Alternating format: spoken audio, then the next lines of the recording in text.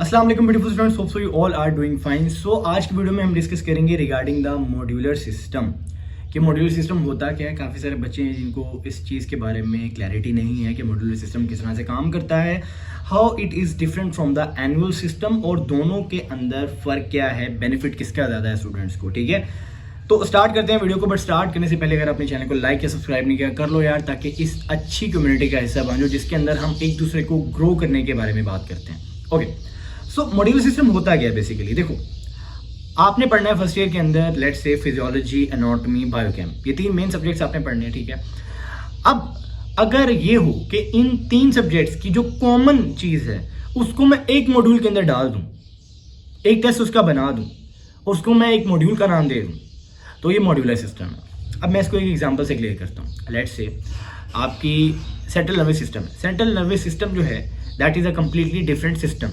अब central nervous system से related जितनी चीज़ें आपकी फिजियोलॉजी में है, जितनी चीज़ें उससे रिलेटेड एनाटॉमी में है, और जितनी चीज़ें उससे रिलेटेड बायोकेम में है, उन सबको मिला के अगर एक टेस्ट बना दूं और उसको एक मॉड्यूल का नाम दे दूं, तो उसको हम कहते हैं कि ये मॉड्यूलर सिस्टम है। नाउ क्या होता है कि आपके पूरे साल का एक सिलेबस होता है जो यूनिवर्सिटी आपको देती है। अब उस सिलेबस को डिफरेंट मॉड्यूल्स के अंदर डिवाइड कर देना मॉड्यूलर सिस्टम कहलाता है। एक साल के अंदर 6 मॉड्यूल्स होते हैं। ठीक है, हर दो मॉड्यूल के बाद आपका एक ब्लॉक होता है। ठीक है, मे बी कुछ चीज़ें थोड़ी डिफरेंट हो सकती हैं डिफरेंट यूनिवर्सिटीज़ के, मैं आपको निश्तर के हिसाब से बता रहा हूँ, एंड मोस्ट प्रोबेबली यही चीज़ें बाकी यूनिवर्सिटीज़ के अंदर भी लागू हैं। तो अगर थोड़ा 19-20 हो जाए तो उसके लिए माजरत पहले ही।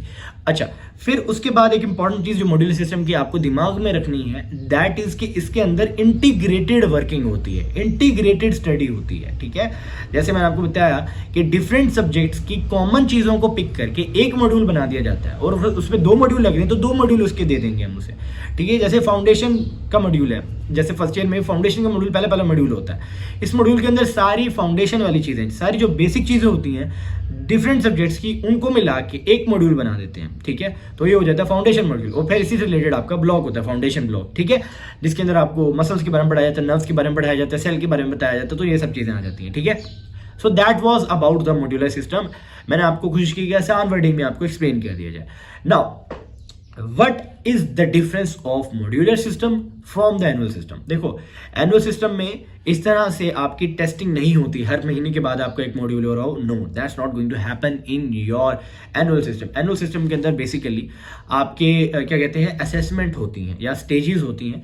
असेसमेंट स्टेजेस जो है वो स्टेज होती है आपकी एनाटॉमी के लिए, और जो असेसमेंट होती है वो आपकी जो है बाकी जो जितने भी सब्जेक्ट्स होते हैं उनकी असेसमेंट होती है। ठीक है, तो उस असेसमेंट की बेस पर फिर आपके प्रॉफ के अंदर भी जज किया जाता है बच्चों को। जैसे मॉड्यूल्स और ब्लॉक की बेस पे जो मॉड्यूलर सिस्टम के बच्चे हैं उनको असेस किया जाता है आपके प्रॉफ के अंदर। तो जो भी आपको ये कह रहा है कि इतना खास पढ़ने की ज़रूरत नहीं है, इनको सिर्फ पास करते जाओ, they are not your friends, because MBBS के अंदर हर टेस्ट आपके लिए इंपॉर्टेंट है, हर टेस्ट की कहीं ना कहीं इंपॉर्टेंस है। आप आगे जाके जब प्रॉफ देने बैठोगे और आपको तब आइडिया होगा कि क्या यार मैं अगर उस मॉड्यूल में अच्छा कर लेता, उस ब्लॉक में अगर अच्छे और नंबर ले लेता, तो मेरी इंटरनल और अच्छी हो जाती। ठीक है, तो इंटरनल असेसमेंट बेसिकली यही होते हैं कि पूरे साल जो आपके पूरे अमाल होते हैं ना, उनको फिर एंड पे वाइवा के दौरान पेश किया जाता है। आपके जितने भी डिमॉन्स्ट्रेटर्स होते हैं या फिर आपके प्रोफेसर्स होते हैं, जो HODs होते हैं, और फिर उनकी बेस पर आपकी जो है वो इज़्ज़त अफजाई या फिर आपकी बहुत ज़्यादा इज़्ज़त अफजाई करते हैं कि अगर आपके बहुत ही ज़्यादा अच्छे नंबर हो जाएं, और अगर अच्छे नंबर नहीं होंगे तो फिर भी कोई टेंशन की बात नहीं है। ठीक है, तो अब ये चीज़ तो होगी हमारी clear regarding the modular system. ठीक है, अब इसके फ़ायदे क्या हैं। देखो, इसके बहुत सारे फ़ायदे हैं। आप अपना अगर दिमाग लगाते हो तो देखो, आप एक ही चीज़ के बारे में डिफरेंट सब्जेक्ट से पढ़ रहे हो और एक ही चीज़ के बारे में पढ़ रहे हो, तो आपके कॉन्सेप्ट्स बहुत अच्छे से क्लियर हो जाते हैं। ठीक है, आपको समझ आ जाती है कि ये चीज़ बनी किस तरह से थी, एम्ब्रियो में पढ़ लिया आपने ये बनी किस तरह से, फिर आपने हिस्ट्री में पढ़ लिया इसकी माइक्रोस्कोपिक क्या मतलब इसको माइक्रोस्कोपिक इसमें क्या क्या चीज़ें नज़र आ रही हैं, फिर आपने पढ़ लिया फिजियोलॉजी, ग्रॉस पढ़ लिया आपने, ग्रॉस में आपने पढ़ा, जैसे मैं मिसाल, ग्रॉस बेसिकली ये होते हैं कि फीचर्स को डिस्कस करते हैं। Let's say this is my speaker, अब स्पीकर में कौन सा बटन इसे ऑन कर रहा है, कहाँ पर है, सुपीरियर साइड पे। ठीक है, और बेस कहाँ पे है इसकी, इन्फीरियर साइड पे। ये सब चीज़ें हैं जो ये आपसे पूछी जाती हैं और आपको समझाई जाती हैं in the your gross anatomy. Then आ जाती है आपकी फिजियोलॉजी।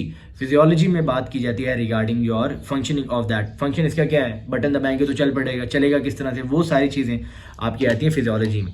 एंड फिर एंड पे आती है biochem. Biochem is completely I can, तो वो उतना ज़्यादा इसके साथ रिलेट नहीं करती, वो एक अलग ही सब्जेक्ट होता है। बायोकेमिस्ट्री एक अलग ही चीज़ है, उसमें बायोमोलिक्यूल्स के बारे में डिस्कशन होती है, कार्बोहाइड्रेट्स, लिपिड्स हो गए, डीएनए हो गया, और इसके अलावा न्यूक्लियोटाइड्स हो गए, ठीक है, और इनसे एंजाइम हो गया, इनसे रिलेटेड ज़्यादा डिस्कशन होती है, ठीक है, और एंडोक्रिनोलॉजी, ये सब होता है बायोकेम के अंदर, ठीक है। तो मैंने थोड़ा सा आपको ओवरव्यू भी दे दिया। अब क्या अप्रोच होनी चाहिए मॉड्यूलर सिस्टम के लिए? देखो, मैं जो बेस्ट तरीका आपको बताऊंगा दैट इज कि आपने एम्ब्रियो से स्टार्ट लेना है। किसी भी चीज़, किसी भी मॉड्यूल की पहले एम्ब्रियो पढ़ो, एम्ब्रियो क्लियर होती है, फिर उसके बाद आप उसकी हिस्टो अगर पढ़नी है तो पढ़ लो। हिस्टो इतनी मुझे नहीं लगता कि खास फायदा देती है, बट पढ़ने में कोई हर्ज नहीं है।